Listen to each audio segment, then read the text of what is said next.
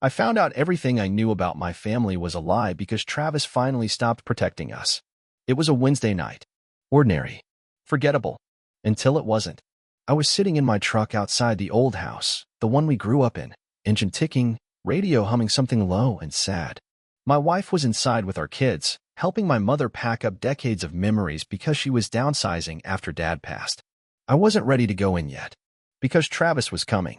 And after everything, after all the fights, the slammed doors, the years of silence, I didn't know if I could face him without losing the thin thread of composure I'd been hanging on to since the funeral. Travis, the black sheep, the rebel, the disappointment.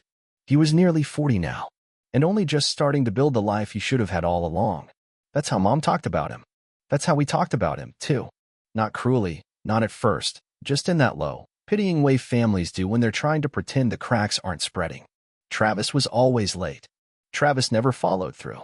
Travis couldn't hold a job, couldn't finish college, couldn't get his act together. Meanwhile, I, Nate, was the good son, the steady one, married with 2 kids, mortgage, retirement plan.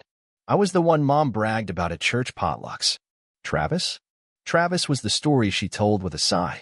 But sitting there in the truck that night, I realized I didn't actually know my brother at all anymore. And a part of me wondered if I ever really had. He showed up late, of course.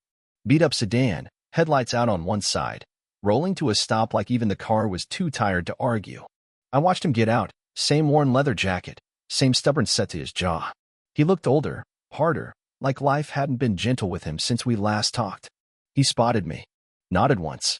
No smile. I nodded back. It wasn't much, but it was something.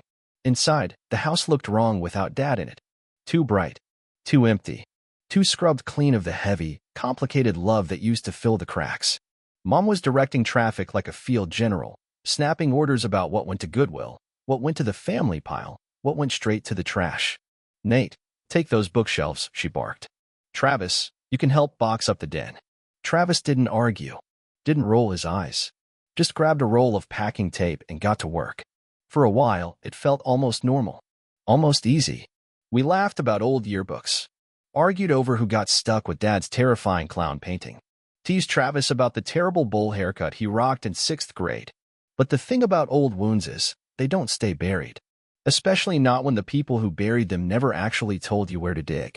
It started when we found the safe. Small, battered, hidden behind a loose panel in Dad's office. Travis found it. Of course he did. Always the one poking where he wasn't supposed to. He held it up, smirking. "Want to bet there's a treasure map in here?" Mom froze. Froze. The air in the room shifted, sharp and brittle like winter glass. "Give me that," she snapped, lunging for it. Travis held it out of reach. "Relax, Mom," he said. "Just a stupid safe. Probably full of old bills." "Travis," she said, low, warning. "Put it down." And that's when I saw it. Fear. Real, bone-deep fear in her eyes. It didn't match the woman who used to ground us without blinking. It didn't match the woman who ran PDA meetings like a mob boss. I stood there, stunned, as Travis slowly, deliberately set the safe on the table. "Open it," he said. "Travis." "Open it," he said again, voice calm but iron underneath. And that's when I realized something. Travis wasn't picking a fight. Travis was doing what he always tried to do. Tell the truth no one else wanted to hear. Mom shook her head. "You don't understand," she said, voice cracking. "It's not what you think." Travis didn't flinch. He just crossed his arms and waited. And me? I did the one thing I never thought I'd do. I stood next to him. Silent. Solid. Ready. Because whatever was in that safe, it was the key to everything we weren't supposed to know. And for once, I wanted to know. Even if it meant tearing apart the only family I'd ever believed in. Mom didn't move. Just stood there, hands trembling at her sides, staring at the safe like it was ticking. Travis didn't back down. Neither did I. For the first time in my life, I wasn't choosing the version of the story Mom wanted me to believe. I was choosing Travis. After what felt like hours of silence, she finally sighed, a low, broken sound that made my skin crawl. "Fine," she muttered. She rifled through a drawer and pulled out a key, thin, silver, ordinary-looking, like it could open a mailbox or a jewelry box. Nothing that should have held this much weight. She handed it to me. Not Travis. Me. Maybe handing me the key was her way of holding on to control, one last attempt to keep the story from unraveling. And I realized that in her own way, she still trusted me more. Still saw me as the good son. Still thought maybe, just maybe, I'd protect the lie. I didn't say anything. Just knelt by the safe, slid the key in, and turned. The lock clicked. The door creaked open. Inside were two things: a thick manila envelope and a smaller velvet box. I pulled them out, one at a time. The velvet box was first. I opened it. A ring. Simple gold band, worn thin with time. Nothing like Mom's wedding ring. Nothing like anything I recognized. Travis leaned in, frowning. "You recognize that?" he asked. I shook my head. Mom stayed silent, tense, like if she didn't speak, none of it would be real. I set the ring down carefully and picked up the envelope. It was heavy, stuffed. Documents, papers, folded letters. On top was a birth certificate. At first, I didn't understand. It was for a boy, born 3 years before me, born in this town, born to my mother. But the father's name was wrong. It wasn't my dad. It was someone else, someone I didn't know. Travis sucked in a sharp breath. He grabbed the next paper and flipped it over. An old check, made out to a law firm. $5,000. Memo line, adoption arrangement. I looked at Mom, looked through her, because the pieces were starting to click into place faster than my heart could keep up. Travis wasn't Dad's biological son. He was the product of an affair she had while she was still married to Dad. And the hush money? It wasn't for Travis.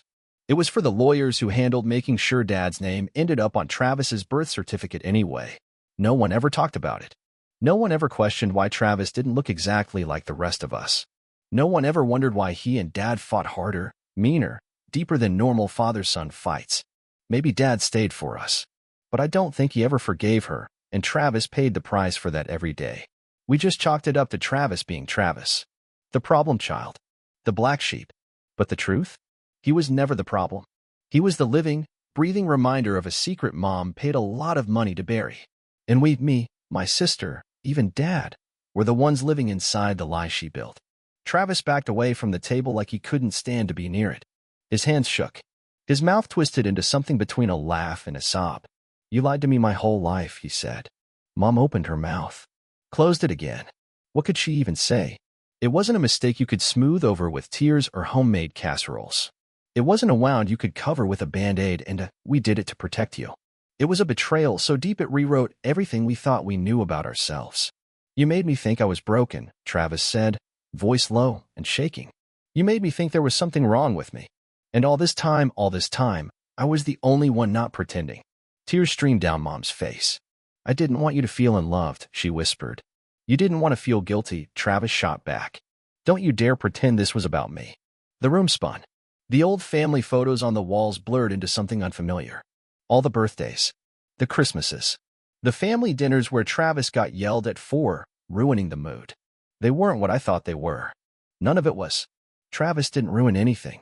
He was just the only one who couldn't sit quietly under a roof built on secrets. And the worst part? We helped make him the villain. We let Mom paint him that way. We believed her when she said he was reckless. We believed her when she said he was selfish. We believed her when she said he was the one who couldn't be trusted. When the truth was, he was the only one brave enough to live honestly. Travis didn't say anything else. Just grabbed his jacket and walked out the door. And I didn't stop him. Couldn't. I sat there at the kitchen table, safe cracked open, secrets bleeding out, my mother sobbing into her hands, and realized I didn't know who I was anymore either. Because everything we had was poisoned, built on a lie sealed with money. And now? Now there was no pretending anymore. I didn't sleep that night. I sat in the truck outside the old house, engine off, watching the sky turn from black to gray without ever once closing my eyes. Inside, Mom cried herself to sleep. Or maybe she didn't sleep either. I didn't care. I was too busy trying to pick apart 30 years of memories, trying to figure out which ones were real and which ones had been staged like bad theater. At sunrise, I started calling Travis. He didn't pick up, didn't text back, didn't even leave me on read. I tried again and again, pacing the kitchen, dodging the crushed envelopes and dusty relics still scattered across the floor from the night before. Finally, around noon, he answered. His voice was flat. Empty. "What do you want, Dan?" "I want to see you," I said. Not to fix it. Not to defend her. I stopped, swallowed the lump rising in my throat. "I just want to hear your side." Silence. For a heartbeat, I thought he was going to hang up. Then he sighed. You know the diner off Route 8? The one with the neon chicken? Yeah, be there in an hour. Don't bring anyone else. Click. The diner was the kind of place that smelled like burnt coffee and frying oil, and hadn't updated their wallpaper since the Reagan administration. Travis was already there when I walked in. Sitting in the back booth, hood up, hands wrapped around a chipped mug like he needed the heat to stay tethered to the earth. I slid into the seat across from him. We didn't say anything at first. Just sat there while a waitress refilled our mugs with watery coffee and gave me a look like she knew broken men when she saw them. Finally, Travis spoke. You know what the worst part is, he said, staring into his cup. I didn't even care about the money. I frowned. What money? He laughed, a sharp, bitter sound that made my stomach twist. The money they paid him to disappear, he said. My real dad. I asked if he ever tried to find the man. He shook his head. What would be the point? I stared at him. Travis kept talking, like if he stopped, he'd fall apart. Mom got pregnant. Dad wasn't mine. They both knew. But she convinced him to stay, to pretend, and Dad, he didn't have much choice. His family would have disowned him if he left a pregnant wife. Small town, big shame. He leaned back, eyes red-rimmed but dry. So they paid my biological father to leave. Cut him a check. Made him sign a document saying he had no claim on me. Sealed it up nice and legal. I didn't know what to say. Travis shook his head. Growing up, I always knew something was off. I wasn't like them. Not like you. Not like Lauren. Dad never looked at me the same. Mom tried. But you can't fake that kind of thing forever. He wiped a hand across his face. And when I acted out, when I pushed back, it wasn't rebellion. It was survival. It was the only way I knew how to scream without actually screaming. I remembered it then. The fights. The slammed doors. The nights Travis stormed out and Mom would sit at the kitchen table afterward, drinking cheap white wine and sighing like she carried the weight of the world. We never asked why he was angry. We just assumed he was wrong. Travis leaned forward. You all thought I was the screw-up, he said. The one who couldn't get it together. But I was just the only one who couldn't pretend everything was fine when it wasn't. I wanted to argue. Wanted to say, but Mom loved us. But Dad did his best. But we were a family. But what do you call a family built on blackmail and silence? Travis saw it in my face. The war inside me. He softened a little. I'm not telling you this to burn it all down, he said. I'm telling you because you deserve to know what you were living inside of.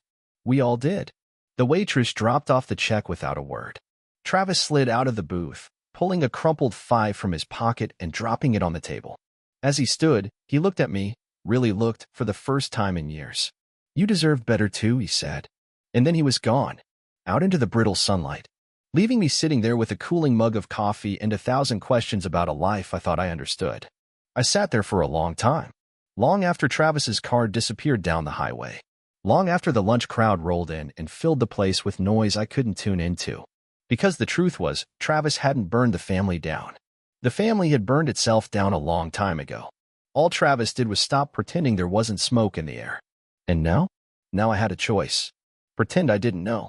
Or figure out who I wanted to be in the ashes. I didn't rush back to the house. I sat in the parking lot for a while, letting the heater run, watching a loose plastic bag skitter across the cracked asphalt, trying to find the right words, trying to figure out how you even start a conversation like this with the woman who taught you how to tie your shoes, bake birthday cakes, write thank you notes. The woman who lied to you with every hug, every bedtime story, every proud smile from the front row of school plays. When I finally walked through the front door, the house was too quiet. Emma had taken the kids home hours ago. The boxes were still half-packed. Mom sat at the kitchen table, a cold cup of tea in front of her, staring at nothing. She looked smaller than I remembered. Older. More human. For a long time, neither of us said anything. I leaned against the counter, arms folded, heart beating a slow, steady drum in my chest. Finally, Mom spoke. You talked to him. Not a question. Just a statement of fact. I nodded. She didn't flinch. Didn't cry. Just closed her eyes for a long moment like someone bracing for a punch they knew was coming. I did what I thought I had to do, she said quietly. For who? I asked. For him? For Dad? For yourself. Her hands tightened around the mug. For all of you. I laughed short, bitter. Yeah, that worked out great. She looked up then, and there was something in her eyes that gutted me more than rage ever could have. Regret. Real. Heavy. Years too late. I was young, she said. Terrified. Your father, your real father, he didn't want to stay. And your dad, he wasn't perfect, but he agreed to raise Travis like his own, if I kept quiet, if no one ever found out. And the money? I asked. The money was his idea, she said. A clean break. No one could come back later and claim anything. I ran a hand through my hair, pacing. And when Travis started acting out, when he didn't fit the perfect family picture you built, what then? Her voice cracked. I was afraid if I told him, he'd hate me, that he'd leave, that it would all fall apart. It fell apart anyway, I said. She nodded. I know. For a long time, I wanted her to cry, to beg, to say the right words that would stitch the broken pieces back together. But now I realized there were no right words. Some damage you don't patch. You just live around it. You made him the villain, I said. You made all of us believe he was the problem when he was the only one telling the truth. She covered her mouth with her hand, silent, shaking. I know, she whispered.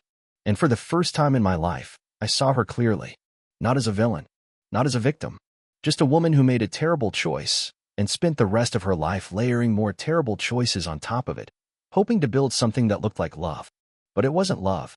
Not real love. Real love doesn't need lies to survive. I sat down across from her, took a long breath. I'm not going to hate you, I said. It'd be easier, but I'm not. She blinked, startled. I'm not going to pretend it's okay, either, I added. Because it's not. And it's never going to be. She nodded, tears slipping down her face now. Quiet, unguarded. But I'm done living in the story you wrote for us, I said. I'm going to know Travis. For real this time. Not the version you needed me to believe in. A sob shook her frame, but she didn't argue. Didn't beg me to stay. Because she knew. Some bridges burn themselves down. And some suns walk away from the smoke, even if they still love the hands that lit the match. I stood, pushed the chair back, grabbed my keys from the counter. At the door, I turned back once. I hope you find a way to forgive yourself, I said. I didn't know if I meant it, but I said it anyway. Maybe because I needed to believe someone could. Because I wouldn't carry her guilt anymore. I stepped into the cool evening air and didn't look back. Not because I hated her. Not because I was trying to punish her. Because sometimes healing isn't about making them pay. It's about refusing to carry what was never yours to hold. It took me 3 days to find Travis. Not because he was hiding. Because he wasn't anywhere he used to be. Not the dive bars. Not the crummy apartment over the laundromat. Not the ratty gym where he used to box just to bleed the anger out of himself. Travis had changed. He wasn't clinging to old places anymore. He was trying to outrun them. I finally found him by accident, sitting outside the park where we used to play as kids. Same battered sedan. Same slumped posture. But he wasn't smoking, wasn't punching the steering wheel, wasn't looking for a fight. He was just sitting, watching the baseball field, where a bunch of little kids in oversized helmets were swinging bats way too big for them. He didn't notice me at first. I stood there for a minute, hands in my pockets, trying to figure out how to start. How do you tell your brother you're sorry for believing a lie so long you let it harden into truth? In the end, I didn't say anything. I just walked over, sat on the curb next to him, close enough our shoulders almost touched. We sat like that for a long time, watching the kids strike out, chase foul balls, run bases with the reckless joy only kids have. Finally, Travis spoke. You think it's too late? He asked, voice low. For what? I said. For us. For being real. I swallowed the lump in my throat. I hope not, I said. He looked at me then, really looked, and for the first time, there was no bitterness there. Just weariness. And maybe a little hope he didn't dare trust yet. I'm gonna be a dad, he said suddenly. I blinked. What? My girlfriend, he said. Well, ex-girlfriend, kinda. We weren't exactly in a good place when it happened. But she's keeping it. And I'm trying to be better for the kid. I stared at him. At the brother I thought I knew. And the man he was trying to become without any of us cheering him on. You'll be a good dad, I said. He laughed, not bitter, not mocking. Just surprised. You really think so? I do, I said. Because he would. Because he knew what it felt like to grow up under the weight of someone else's shame. He knew what it felt like to be blamed for the cracks you didn't cause. And because of that, he'd never put that weight on his own kid. We sat there until the sun dipped low and the park lights buzzed on. Travis told me more about his life than he had in years, the jobs he took and lost, the nights he spent sleeping in his car, the times he almost called me but didn't because he couldn't stand the thought of hearing pity in my voice. And I listened. Really listened. Not as the good son. Not as the one Mom always held up as the example. Just as his brother. The way I should have been all along. When it got too cold to sit outside, we drove to a crappy diner and split a plate of onion rings like we used to after Little League games. And before we parted ways, I said it. I want to be there, I said. For you. For the baby. Whatever you'll let me be. Travis's face went tight for a second, like he was trying not to let it mean too much. But he nodded. Yeah, he said. I like that. We didn't hug. We're not that kind of brothers.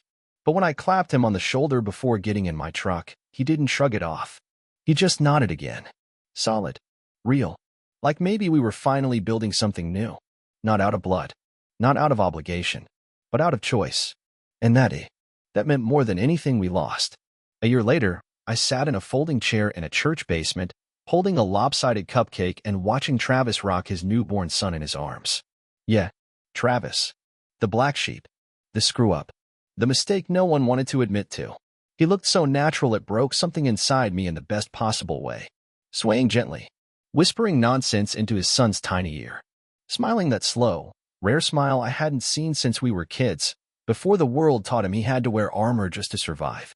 The baby, Owen, was wrapped in a blanket Emma knitted last winter when she found out.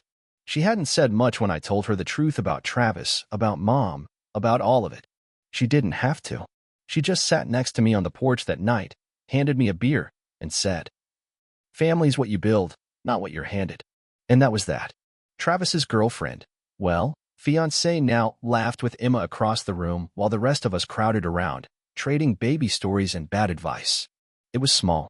Messy. Real.